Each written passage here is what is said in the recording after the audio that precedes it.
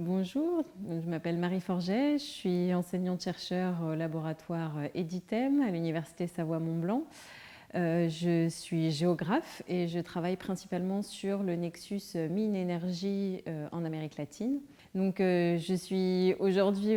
ici pour présenter l'atelier que nous avons proposé avec Vincent Boss, qui est actuellement chercheur au CEA sur les questions énergétiques, qui s'intitule Marge extractive, repenser le nexus mine-énergie à travers les infrastructures.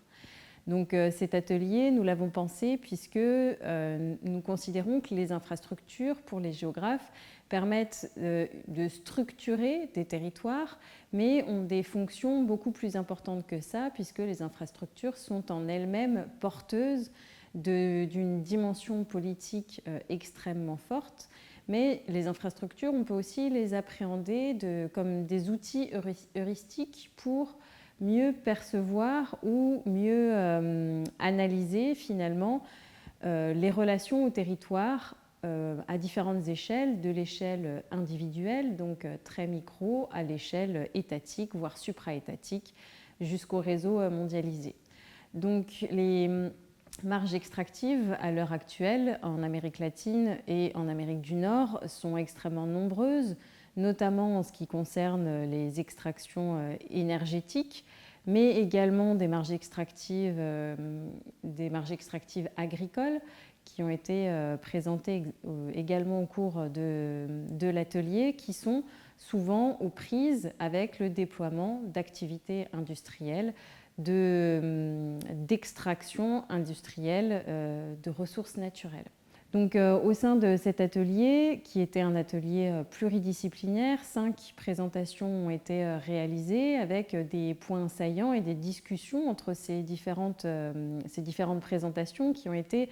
extrêmement enrichissantes, aussi bien dans la définition en fait, de figures géographiques classiques comme des phénomènes d'enclavement, de marginalisation du territoire par sa fermeture, mais aussi de l'ouverture à travers le développement d'infrastructures qui vont être extrêmement discriminants au regard de la population, avec des populations qui vont pouvoir profiter de certains aspects de ces infrastructures, mais également une sorte de mise à l'écart d'autres populations. Donc des présentations à la fois en Amérique latine et en Amérique du Nord, avec des objets d'études finalement assez variés, puisque ont été abordées les infrastructures de sable bitumineux dans l'Alberta, au Canada, mais également le développement de mines de cuivre dans des fronts pionniers au Panama, pour aller jusqu'au développement de complexes hydroélectriques et à la trace des chemins d'exploitation que laisse derrière eux l'exploitation du gaz de schiste en Argentine. Une présentation qui croisait activités agricoles également et activités minières a réussi à montrer par une entrée par le genre toutes les micro-interactions finalement et les relations très très sensibles des gens aux infrastructures qui composent leur espace et qui le structurent. Donc, ce qui est extrêmement intéressant, c'est que ces infrastructures, elles ont une portée géographique incontestable, mais également une portée politique, même parfois esthétique, voire parfois encore poétique, à travers finalement la manière dont elles sont appropriées à la fois par les acteurs, mais également par les populations locales. Ce qui est extrêmement intéressant aussi, c'est que ces infrastructures, elles sont extrêmement structurantes une fois qu'elles ont été construites par leur agentivité, c'est-à-dire qu'elles vont conditionner en fait des dynamiques spatiales par leur existence même, donc à la fois par une ouverture, mais aussi par la création, par exemple, d'une meilleure connexion territoriale qui va permettre un meilleur accès à ces territoires, mais également qui va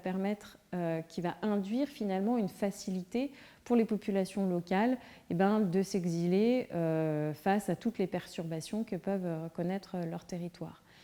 Mais également, ces infrastructures, elles sont extrêmement importantes même dans leur conception, puisque parfois, elles ont déjà un impact avant même leur construction. Le fait de les penser, finalement, permet de penser l'espace, permet de penser l'avenir de ces territoires et donc induit des comportements alors que ces infrastructures ne sont pas encore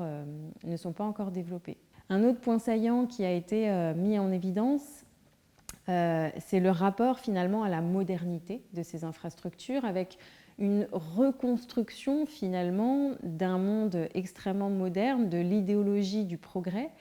Et ce qui a été montré notamment en Amérique latine, mais aussi dans les grands espaces de l'Alberta, c'est cette mise à l'écart de la nature, dans ces marges extractives, où on a un environnement qui est considéré comme hostile, avec la mise en place d'infrastructures de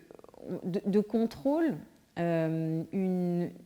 mise à l'écart, une bétonisation finalement de cet espace pour, et c'est ce qui a été dit dans une présentation, en fait, construire une sorte de jardin à la française où tout élément naturel est contrôlé, maîtrisé, est assez géométriquement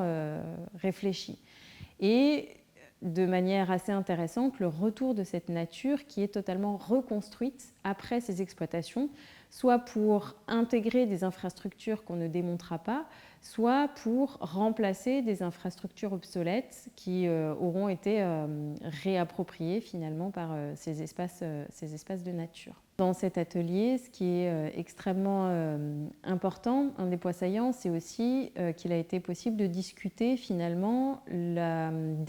dépendance au sentier qu'ont ces territoires une fois que les infrastructures sont construites, puisqu'elles permettent d'ouvrir la porte finalement à d'autres exploitations qu'elles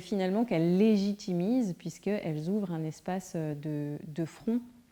en y facilitant l'accès. Donc ces infrastructures, elles ont des fonctions qui vont largement au-delà de la simple circulation ou de la simple production de biens mondialisés, mais qui sont aussi des infrastructures qui incarnent véritablement des forces politiques et des stratégies d'intégration territoriale.